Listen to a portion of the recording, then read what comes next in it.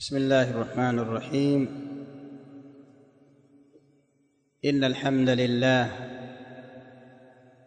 نحمده ونستعينه ونستغفره ونعوذ بالله من شرور أنفسنا ومن سيئات أعمالنا. من يهده الله فلا مضل له ومن يضلل فلا هادي له، وأشهد أن لا إله إلا الله وحده لا شريك له، وأشهد أن محمدًا عبده ورسوله. يا أيها الذين آمنوا اتقوا الله حق تقاته ولا تموتن إلا وأنتم مسلمون. يا أيها الناس اتقوا ربكم الذي خلقكم من نفس واحدة وخلق منها زوجها وبث منهما رجالا كثيرا ونساء، واتقوا الله الذي تساءلون به والأرحام، إن الله كان عليكم رقيبا. يا أيها الذين آمنوا اتقوا الله وقولوا قولا سديدا يصلح لكم أعمالكم ويغفر لكم ذنوبكم، ومن يطع الله ورسوله فقد فاز فوزا عظيما. أما بعد، فإن أصدق الحديث كتاب الله، وخير الهدى هدى محمد صلى الله عليه وسلم، وشر الأمور محدثاتها، فإن كل محدثة بدعة وكل بدعة ضلالة وكل ضلالة في النار. Ndugu zangu mliohudhuria katika majlisi hii kwa lengo la kusikiliza mada na maudhui ambayo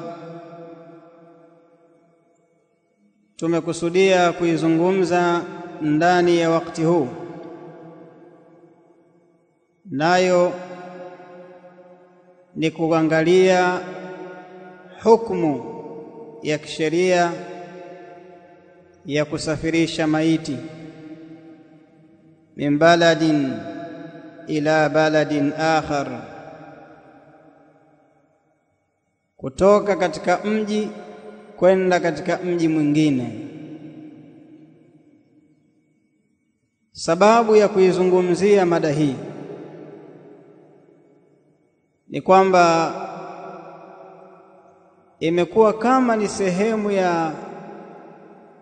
ya fashion fulani hivi.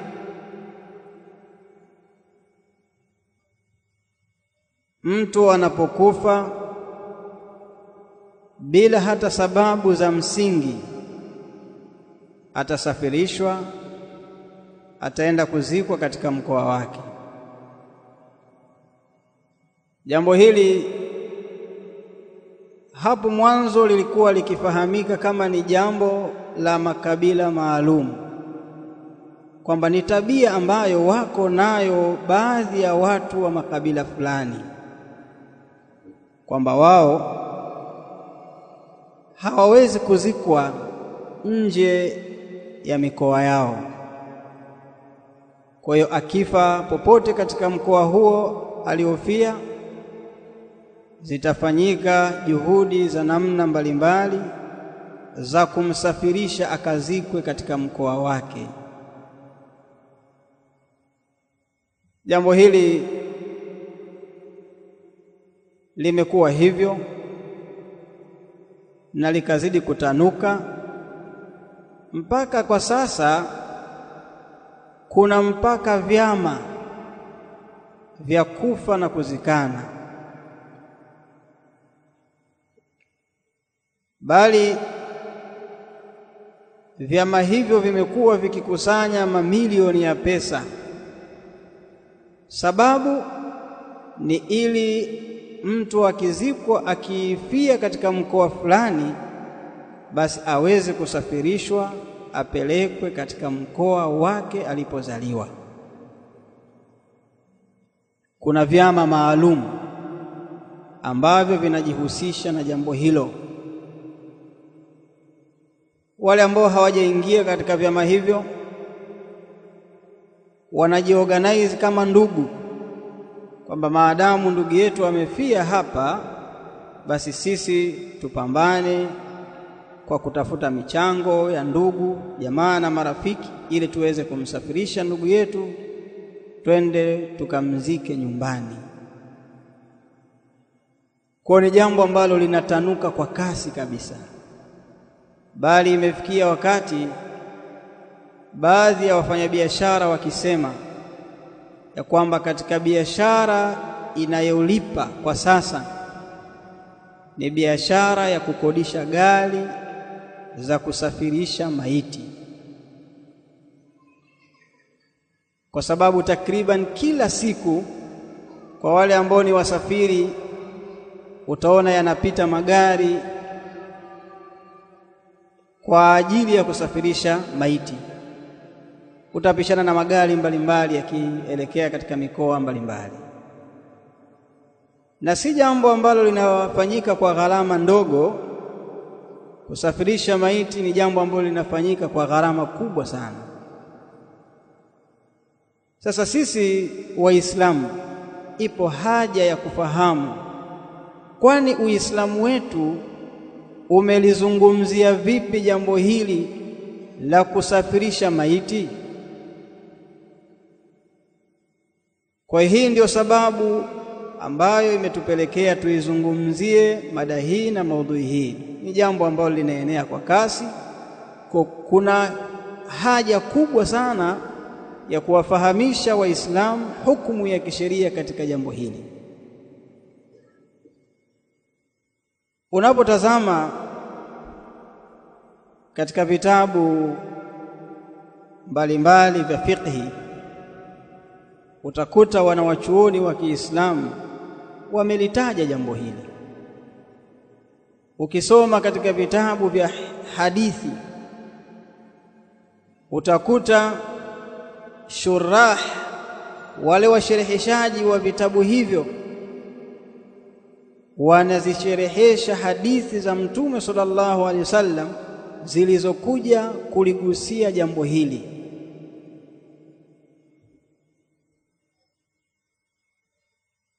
Bila ya kutoa maelezo mengi, moja kwa moja nitaanza kuzitaja hadithi ambazo ni maegemeo makubwa juu ya kufahamu hukumu ya jambo hili.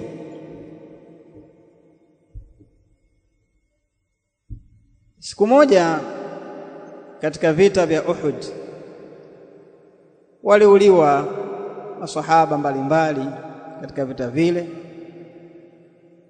na miongoni mwa masahaba hao alikuwa ni baba yake Jabir ibn Abdullah ambaye ni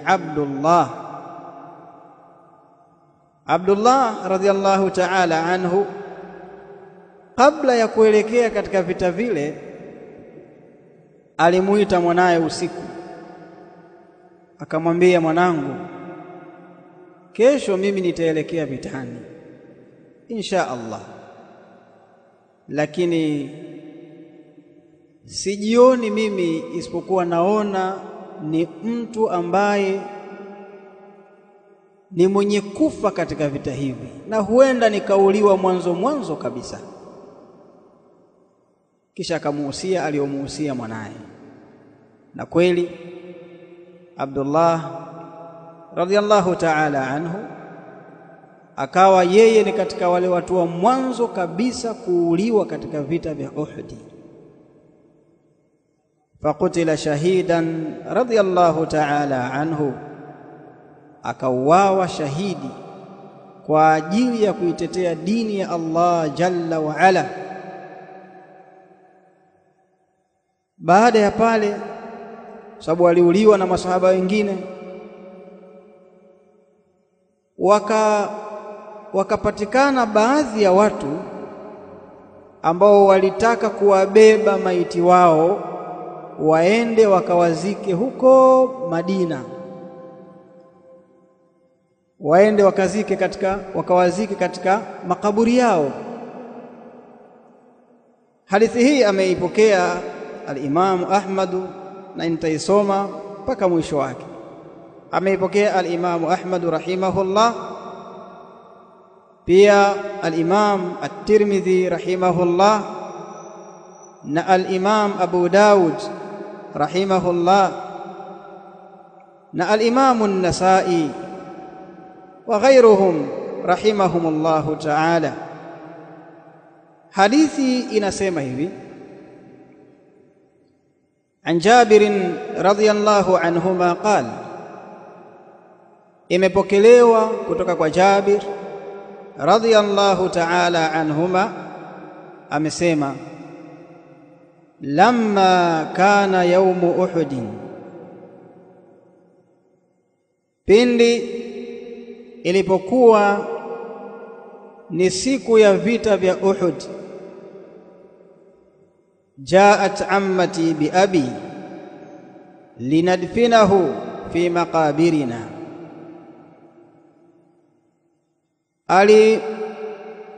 alikuja ammati yangu bi abi, na baba yangu, yani alimleta baba yangu, linadfinahu fi maqabirina, ili tumzike katika makaburi yetu.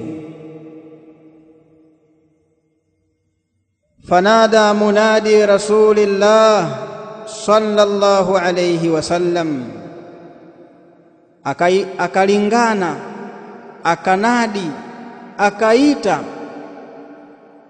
yule mnadiji wa bwana mtume sallallahu alayhi wasallam, ruddu alqatla ila madaji'ihim, warejesheni wale waliouawa katika malalo yao. Hao maiti waliouliwa katika vita vya Uhud warudisheni katika malalo yao, msiwasafirishe, msiwatoe hapo mkawapeleka sehemu nyingine, wazikeni hapo hapo walipofia.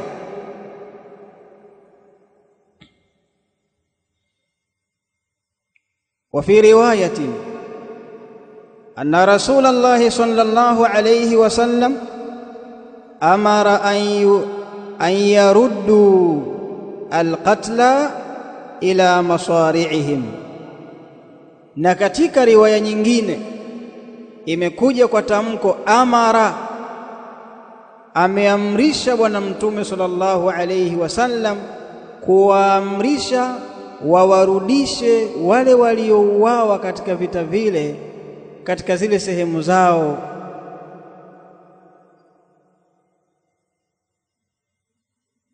Ukiitazama hadithi hii utakuta ndani yake kuna mafundisho ya kisheria, kama tutakavyoona kauli za wanawachuoni rahimahumullah. Mafundisho yenyewe ni kwamba bwana mtume sallallahu alayhi wasallam alipowaona wale maswahaba ambao waliwabeba ndugu zao waliouawa pale katika vita vile ili wakawazike katika makaburi yao huko katika miji yao, bwana mtume sallallahu alayhi wasallam aliwakataza kwamba hapana, msiwapeleke huko. Akawaamrisha wawarudishe wale maiti, wasiwasafirishe, wasiwahamishe kutoka pale ambapo yaliwadiriki wao mauti. Kwa hiyo wanaitumia hadithi hii wanawachuoni ya kwamba ni ushahidi juu ya kutofaa kuwahamisha mashuhada, watu waliouliwa katika kuitetea dini ya Allah jalla wa ala, kutoka mahala kuwapeleka mahala kwingine, bali wanatakikana wawaache pale pale walipouliwa, wawazike pale pale.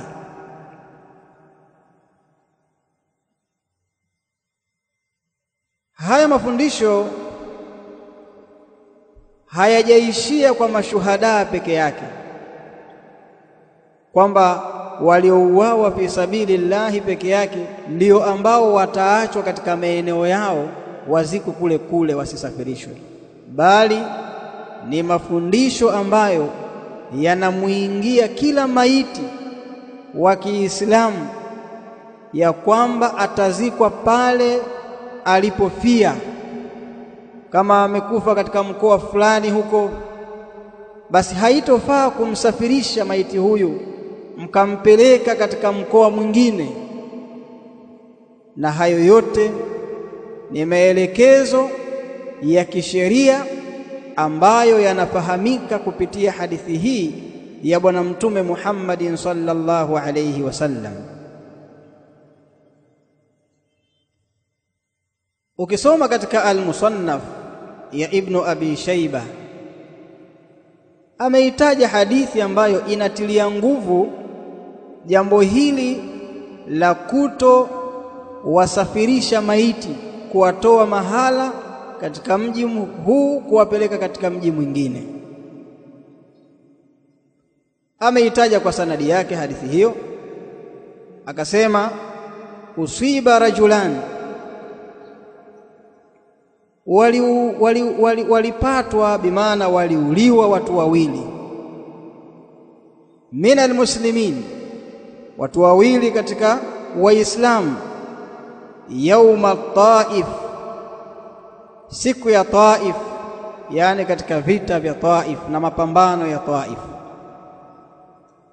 Fahumila ila nabii sallallahu alayhi wasallam, wakabebwa wawili wale kupelekwa kwa Bwana Mtume Muhammad sallallahu alayhi wasallam. Jambo lile likamfikia, fabalaghahu dhalik, jambo hilo likamfikia Bwana Mtume sallallahu alayhi wasallam kwamba kuna watu wawili wamebebwa, wanatolewa kule Taif kupelekwa sehemu nyingine. Fabaatha an yudfana haithu usiba, akaagiza, akatuma Bwana Mtume sallallahu alayhi wasallam ya kwamba wazikwe pale pale walipopatwa na ule msiba, pale pale walipofia, wazikwe huko huko na wala wasisafirishwe. Hadithi hii inatilia mkazo maelekezo ambayo yametangulia katika hadithi ya Jabir radhiyallahu ta'ala anhu, lakini pia afqahu nisa'il alam, yule mwanamke ambaye ni mwenye uelewa na maarifa makubwa kuliko wanawake wote ulimwenguni, naye amelielewa jambo hili, ambaye ni Aisha ummul mu'minin radhiyallahu ta'ala anha. Bibi Aisha radhiyallahu ta'ala anha ameyaelewa mafundisho haya ya Kiislamu ya kwamba Muislamu anapofia anatakiwa azikwe pale pale alipofia, katika nchi ile ile aliyofia, katika mkoa ule ule aliyofia, wala asisafirishwe kupelekwa katika mkoa mwingine. Aliyasema hayo radhiyallahu ta'ala anha baada ya kuwaona watu waliotoka Habasha walimsafirisha ndugu yake Abdurrahman ibn Abi Bakr radhiyallahu ta'ala anhuma. Kuna watu walivyotoka Habasha huko, kwa sababu Abdurrahman ibn Abi Bakr aliuliwa huko. Kwa hiyo wakambeba wakamsafirisha. Bibi Aisha radhiallahu ta'ala anha akasema maneno mazito juu ya jambo hilo. Akasema, wallahi, naapa kwa Allah mimi, lau hadartuka ma dufinta illa haithu mutta.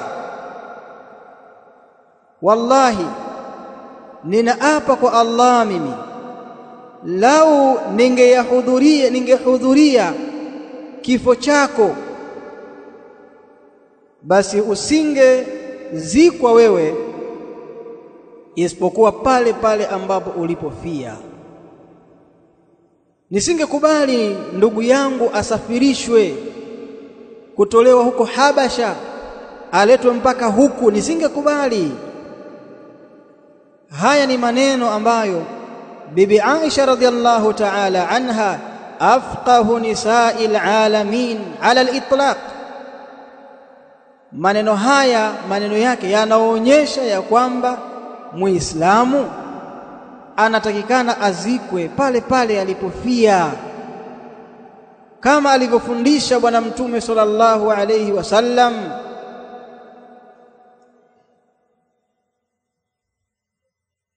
Ndugu zanguni Waislamu, wanawachuoni wa Kiislamu wakati walipokuwa wanazisherehesha hadithi hizi, ikiwemo hadithi ya Jabir ibn Abdullah radhiyallahu ta'ala anhuma, wana maneno mazuri sana kuelezea hukumu ya Kiislamu, hukumu ambayo inatoholewa kupitia hadithi ya Jabir na zile ambazo zilizokuja kama vile hadithi ya Aisha radhiyallahu ta'ala anha. Al-Imam al-Allama At-Tibi rahimahullah, ndani ya kitabu chake ambacho ni sharhi ya Mishkat al-Masabih, ndani ya kitabu chake hicho, wakati anaisherehesha hadithi hii ya Jabir, pale aliposema Bwana Mtume sallallahu alaihi wasallam, ruddul qatla ila madaji'ihim, warudisheni waliouawa katika malalo yao, katika mahala mwao mwa kulala, yani pale walipofia warejesheni pale pale. Alipokuwa anaielezea na kuisherehesha hadithi hii, akayasema maneno yafuatayo, yasikilize kwa makini sana Muislamu. Anasema hivi, fihi, kuna ndani ya hadithi hii faida ambayo ni anna almayyita la yunqalu min almawdhi'i alladhi mata fihi ila baladin akhar. Ndani ya hadithi hii kuna faida ya kwamba maiti hagurishwi, hahamishwi, hasafirishwi kutoka katika ile sehemu aliyofia ila baladin akhar, kupelekwa katika mji mwingine. Mtu kafia Dar es Salaam, ukamhamisha ukamleta Tanga. Ndani ya hadithi hii kuna faida hiyo ya kwamba maiti hasafirishwi kutoka katika pale ambapo alipofia kupelekwa sehemu katika mkoa mwingine.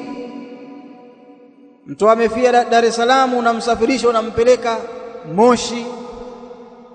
Mtu amefia Dar es Salaam, unamsafirisha unampeleka Mwanza,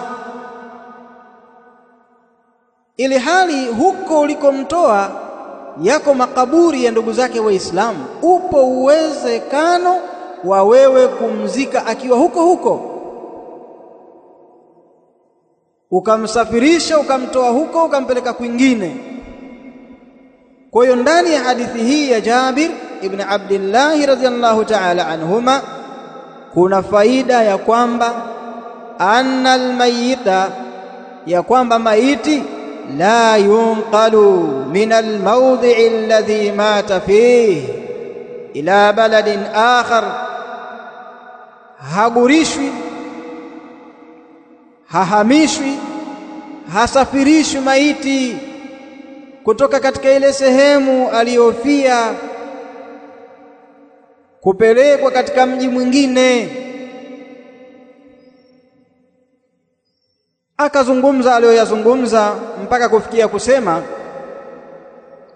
wa aidan dalla qawlu Aisha radhiyallahu anhuma, pia imejulisha hadithi ya Aisha radhiyallahu ta'ala anhuma pale aliposema, wallahi, naapa kwa Allah mie, lau hadartuka ma dufinta illa haithu mutta, naapa kwa Allah mimi, lau ningehudhuria kifo chako, ningehudhuria mazishi yako huko ulikofia na mimi ningekuwepo, basi usingezikwa isipokuwa pale ulipofia.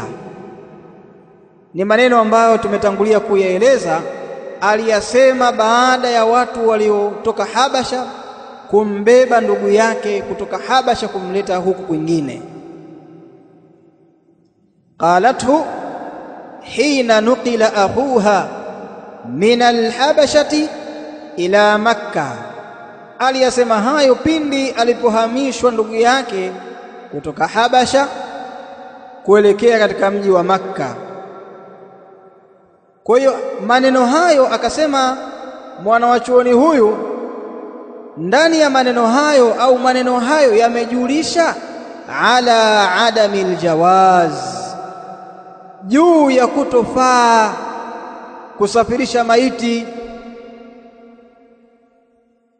Haya ni maneno ya al-Imam al-Allama at-Tibi rahimahullah. Yako wazi kabisa ya kwamba hadithi ya Mtume sallallahu alaihi wasallam iliyopokelewa na Jabir na hadithi hii ya Aisha radhiallahu ta'ala anha au anhuma ni hujja, ni dalili za wazi ya kwamba maiti hatakikani kugurishwa, kuhamishwa, kusafirishwa kutoka katika mji kupelekwa katika mji mwingine.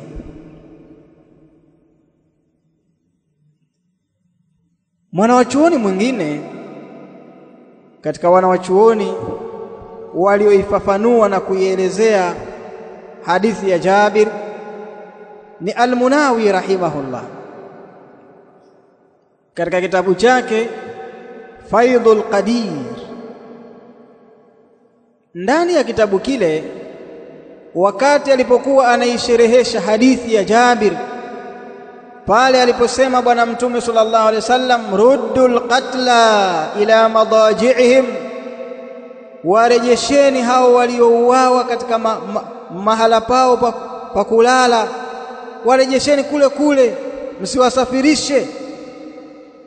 Akawa ameyasema maneno haya, anasema ai la tanqulu shuhada an maqtalihim, maana yake ni kwamba msiwahamishe mashuhada, watu waliokufa hali ya kuwa ni mashahidi, waliokufa katika kuitetea dini ya Allah subhanahu wa ta'ala katika ma'raka. La tanqulu shuhada an maqtalihim, mkawatoa zile sehemu zao walizouawa. Bali finuhum, bali wazikeni haithu kutilu, pale walipouliwa. Kwa nini? Akasema li fadli albuq'ati binisbati ilayhim likauniha mahal ash-shahada. Anasema li fadli albuq'ati, ni kwa fadhila na ubora wa lile eneo walilofia wale mashuhada.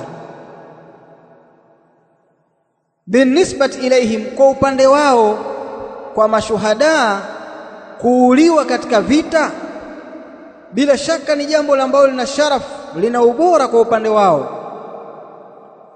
Kwa msiwahamishe kuwatoa hapo mkawapeleka sehemu nyingine. Lakini pia kwa kuwa hiyo sehemu hiyo ni sehemu ya shahada, ile shahada wameipata maeneo hayo, kwa wasihamishwe kutolewa hapo kupelekwa sehemu nyingine.